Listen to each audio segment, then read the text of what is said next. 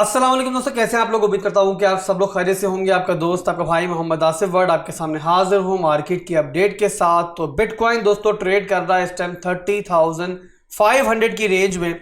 और इस टाइम दोस्तों क्रिप्टो मार्केट के अंदर जो इस टाइम फोमो फैला हुआ है ना, जो इफोरिया फैला हुआ है, वो अपनी इंतहाओं को छू रहा है। वो तमाम ट्रेडर जब बिटकॉइन ब्लीड कर रहा था, 25,000 की रेंज में चल रहा था, जिन्होंने वहां पर बाइंग नहीं की, वो अब यहां पर इस सोच के अंदर है कि शायद उनसे अब रैली जो है वो मिस हो चुकी है और अब वो यहां पर पैनिक बाइंग करने के अंदर लगे हुए। तो यहां पर दोस्तों आज की वीडियो के अंदर मैं आपको वो रिपोर्ट देने वाला हूं, वो आपको एनालिसिस देने वाला हूं जो मेरे चार्ट्स पर मुझे दिखाई दे रहे हैं। और यहां पर मैं ये बात नहीं करूंगा कि मुझे ऐसा लग रहा है या फिर मैं ऐसा एक्सपेक्ट कर रहा हूं। मैं आपको वही बताने वाला हूं जो इस टाइम मेरे चार्ट्स मुझे बता रहे हैं। और आपको यहां पर बताऊंगा कि इस टाइम हमारे बिटकॉइन के चार्ट के ऊपर हमें यहाँ पर क्या दिखाई दे रहा है कि आने वाले दिनों के अंदर क्या हम बिटकॉइन को 40,000 की रेंज में जाता हुआ देख रहे हैं या फिर यहाँ पर एक डंप, एक क्रैश हमारा बहुत जल्द मुंतज़िर है। तो बिना किसी देरी के दोस्तों आपको मार्केट की प्रॉपर पिक्चर दिखाते हैं। और उससे पहले आपसे ये रिक्वेस्ट करूंगा कि वीडियो के आखिर में अगर वीडियो पसंद आए ना तो वीडियो को लाइक और वीडियो पर कमेंट करना आप लोगों ने नहीं भूलना है। और अगर पहली दफ़ा मुझे देख रहे हो तो सबसे पहले जाके चैनल को सब्सक्राइब कर लो, क्योंकि जो आपको एनालिसिस इस चैनल पे मैं दूंगा दोस्तों और देता रहा हूं आज तक, वो आपको किसी भी और चैनल पे दिखाई नहीं देंगी।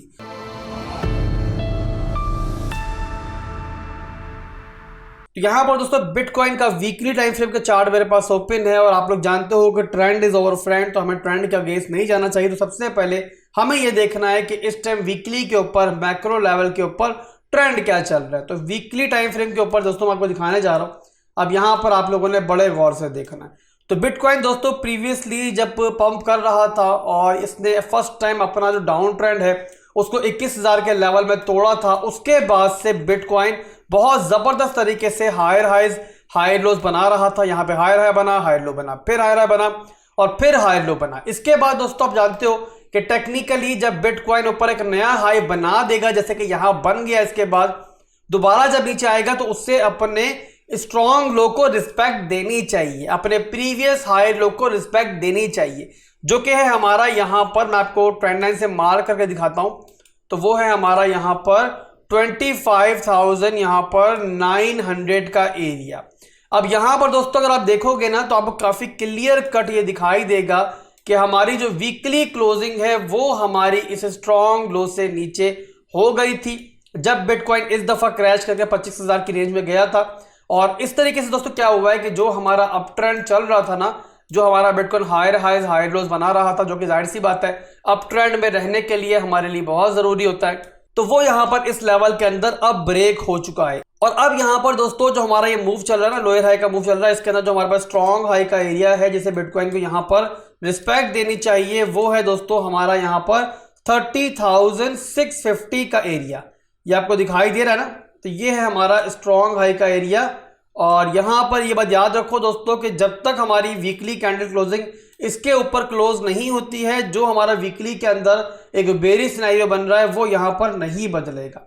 और यहां पर अगर देखोगे तो स्टिल हमारी जो कैंडल है ना पिछली वाली, वो हमारी इसके नीचे क्लोज हुई थी और अगली कैंडल भी जो बन रही है वो फिलहाल सिर्फ एक कैंडल है। और कोई पता नहीं कि इस हफ्ते के एंड पे जब एक कैंडल क्लोज होना तो ये सिर्फ एक विक्स साबित हो। और आप हमेशा जानते हो कि क्रिप्टो मार्केट के अंदर जो विक्स है हम उनको ऑलवेज कहते हैं कि वो ट्रिकी होती हैं, wicks always play the tricks.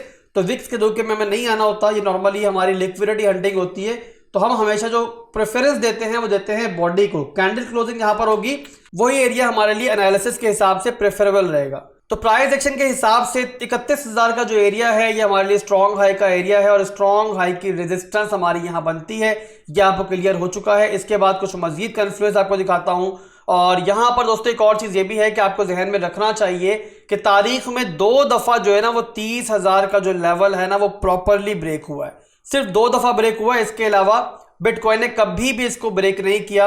और वो 2 दफ़ा कौन से हैं? एक दफ़ा तब जब बिटकॉइन ने अपना बुल रन जो है वो हमारा 30,000 से ऊपर कंटिन्यू किया था और 60,000 की रेंजेस में हमें टॉप्स मिले थे बिटकॉइन के, तब बिटकॉइन ने 30,000 की रेंज को तोड़ा था। और उसके बाद जब सेकेंड टाइम टूटा तो वो तब हुआ कि जब हमारी ट्रिगर हुई बेयर मार्केट।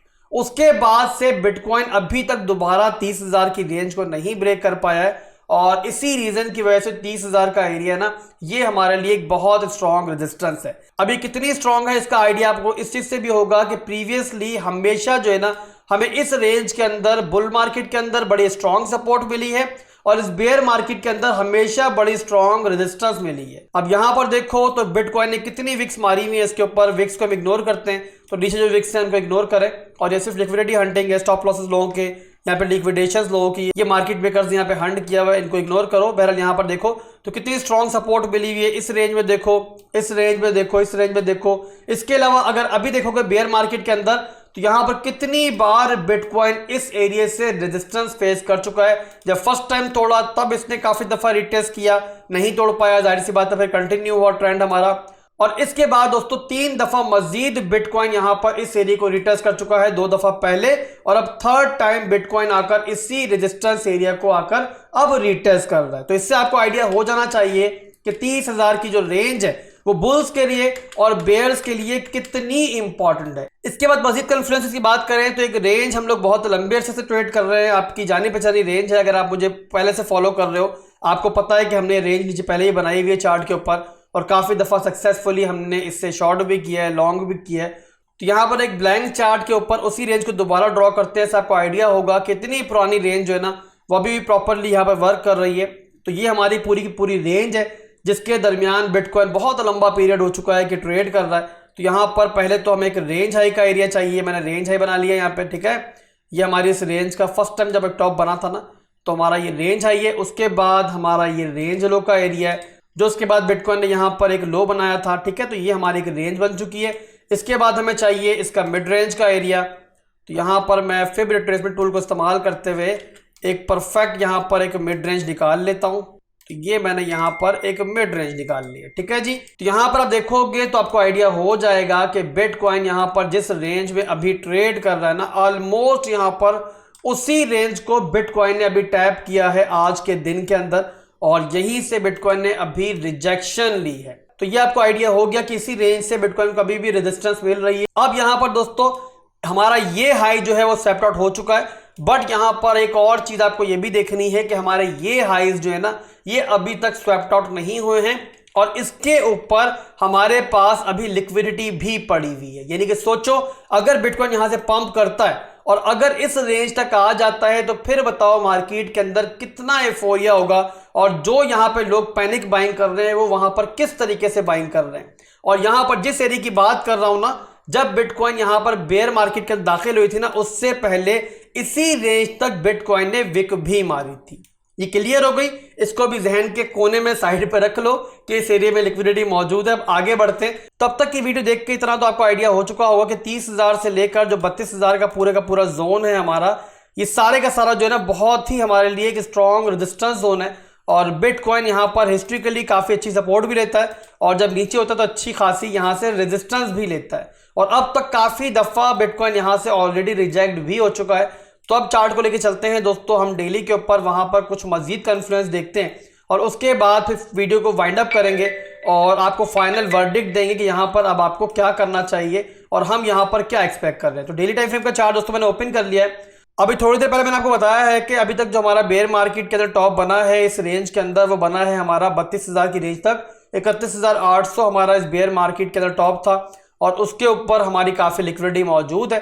तो यहां पर अगर तो मार्केट मेकर्स माजी की तरह इरादा बनाते हैं कि ऊपर की लिक्विडिटी यहां पे नीचे जाने से पहले वो हंट करना चाह रहे हैं, मार्केट में मजीद एफोरिया फैलाना चाह रहे हैं, मजीद यहां पर जो रिटेल ट्रेडर्स हैं उनसे पैनिक बाइंग करवाना चाह रहे हैं, तो वो यहां पर मजीद पुश आउट ऊपर बिटकॉइन को कर सकते हैं। अब देखना ये है यहां पर हमें ये कॉन्फ्लुएंस चाहिए कि अगर ऊपर बिटकॉइन पुश करता भी है तो कहां तक हमें वीकली कैंडल के अंदर एक विक जो है वो मिल सकती है। तो उसके लिए मैं ट्रेंड लाइन एक ले लेता हूं, आपको बता दूं यहां पर कि जब सपोर्ट के नीचे या रेजिस्टेंस के ऊपर हमें लिक्विडिटी हंटिंग एरिया तलाश करना होता है ना, तो उसके लिए हम लोग यहाँ पे ट्रेंड लाइन टूल से हेल्प ले लेते हैं, उससे काफी हद तक हमें आइडिया हो जाता है। तो यहाँ विक टू विक मैं ड्रॉ कर लेता हूँ अपनी ट्रेंड लाइन को। तो यहाँ पर दोस्तों देखो ना, तो बिटकॉइन अगर इस एरिया तक भी विक मारता है ना तो आपके जहन में रहना चाहिए कि ये यहाँ पर एक स्टॉप लॉस हंटिंग, यहाँ पे लिक्विडिटी हंटिंग की ट्राई हो सकती है मार्केट मेकर्स की और आप लोगों ने वहां पर फोमो नहीं करना है। बस जहन पे ये चीज रखो कि वीकली क्लोजिंग जो है ना वो हमारी बड़ी इंपॉर्टेंट है और अगर तो वो हमारी ऊपर हो जाती है फिर जाहिर सी बात है सिनेरियो थोड़ा बदलेगा मार्केट के अंदर। अदरवाइज दोस्तों अगर विक भी जाती है ना इस एरिया तक और हमारी वो सिर्फ at the and weekly closing के बाद एक विक आपको दिखाई दे रही होती है, तो उसका मतलब सीधा सीधा यही है कि यहाँ पर मार्केट मेकर्स जो है ना वो लिक्विडिटी हंटिंग की है और उसके बाद फिर जाहिर सी बात है हम अपने शॉर्ट की जो पोजीशंस हैं वो तलाश वहाँ पर कर सकते हैं। तो ओवरऑल दोस्तों काफ़ी सारे कन्फ्लुएंस मैंने आपको दिखा दिए और इससे आपको आइडिया हो चुका होगा कि हमारा जो ये 32,000 का एरिया है ना ये मामूली एरिया नहीं है और यहाँ पर जो लोग भी इस टाइम पैनिक बाइंग कर रहे हैं वो यहाँ पे टेक्निकली बहुत गलत काम कर रहे हैं। जब दोस्तों बिटकॉइन 25,000 की रेंज में घूम रहा था या उससे पहले जब 24,000 की रेंज में गया था वो टाइम था बाइंग का और वहां पर मैं आपको बार बार याद करवा रहा था कि एसआईपी स्टार्ट कर दो, एसआईपी स्टार्ट कर दो। यहां पर अब जो भी डंप आएंगे वो हमारे पास बाइंग के मौके हैं और यहां पर आपने पैनिक नहीं करना है। बट वहां पर लोग सुनते ही नहीं है और वहां पर कभी बाय नहीं करेंगे जहां पर खरीदने का मौका होगा, बल्कि वहां बाय करेंगे जहां पर प्रॉफिट बुकिंग का एरिया होगा। तो टेक्निकली दोस्तों ये 32,000 का एरिया जो है ना 25,000 की रेंज में जिन्होंने बाइंग की है उन लोगों के लिए प्रॉफिट बुकिंग एरिया है और यहां पर आपको प्रॉफिट बुकिंग करनी चाहिए, ना कि नई एंट्रीज लेनी चाहिए। अब आज की वीडियो में दोस्तों तमाम पॉइंट्स, तमाम जो एनालिसिस हैं मैंने आपको चार्ट के ऊपर इसीलिए तफसील से दिखाए हैं कि आपके जहन में रहना चाहिए कि आसिफ भाई इतने दिनों से मुसलसल जो चीज़ बता रहे थे हमें कि बिटकॉइन 32,000 की रेंज में जाता है तो वहां पर आपने फोमो नहीं करना है और वहां पर प्रॉफिट बुकिंग करनी है, वो क्यों बोल रहे थे।